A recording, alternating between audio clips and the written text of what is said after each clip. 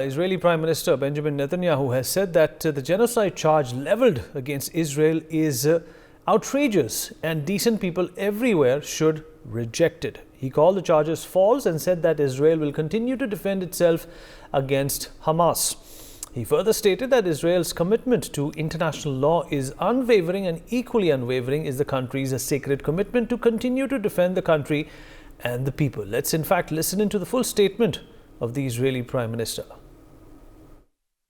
To international law is unwavering.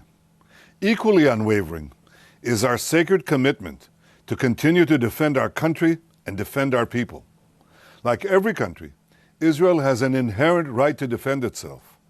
The vile attempt to deny Israel this fundamental right is blatant discrimination against the Jewish state, and it was justly rejected.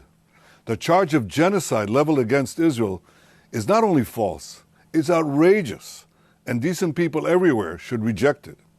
On the eve of the International Holocaust Remembrance Day, I again pledge as Israel's Prime Minister, never again. Israel will continue to defend itself against Hamas, a genocidal terror organization.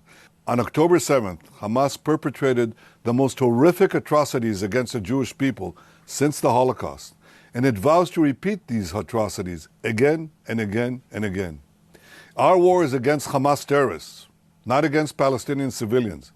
We will continue to facilitate humanitarian assistance and to do our utmost to keep civilians out of harm's way, even as Hamas uses civilians as human shields. All right, so Mr. Sandeep Chatra, human rights defender and also an expert in these international affairs, is joining us for his reaction on what Mr. Benjamin Netanyahu has responded to, and of course the ICJ calling out Israel on a number of these humanitarian transgressions. Mr. Chatra, I appreciate you joining us and speaking to NewsX. What do you make of Mr. Netanyahu's speech? Are the walls closing in on the kind of narrative that has been used by Israel to defend all these killings? Or do you think that this is something that Israel will continue to put out in front of the international community, regardless of what any international court will have to say? Thank you for having me. And what I want to first of all say, yes, indeed, the walls are closing in. Israel is getting more and more isolated.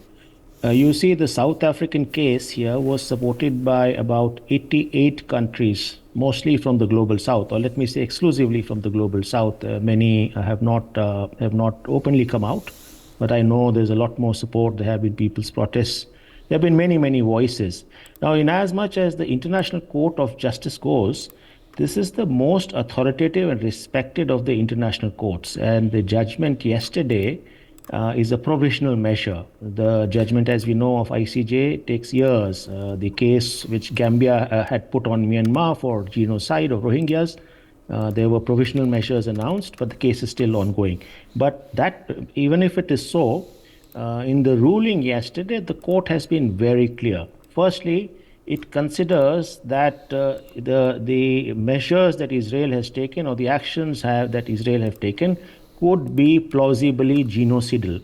So the plausibility of genocide is something that the court has said. Remember, its judgment is majority, 15-2, or in some cases, in some points, 16-1, with only, you can see where the direction is going. Number two, it says that Palestinians are at a grave risk. And the ICJ judgment, which I was listening in yesterday, goes at length to identify what those risks have been and what the Israeli leaders have said. So in short, let me put it that it is pretty clear, though the final ruling may take years, though the ICJ's judgment are binding, there's no appeal. And even if it is so, it doesn't have an implementation mechanism. So Israel may choose not to listen to them and still go on with tacit support from some others. But Israel is getting more and more isolated from the judgment yesterday. The momentum is building up.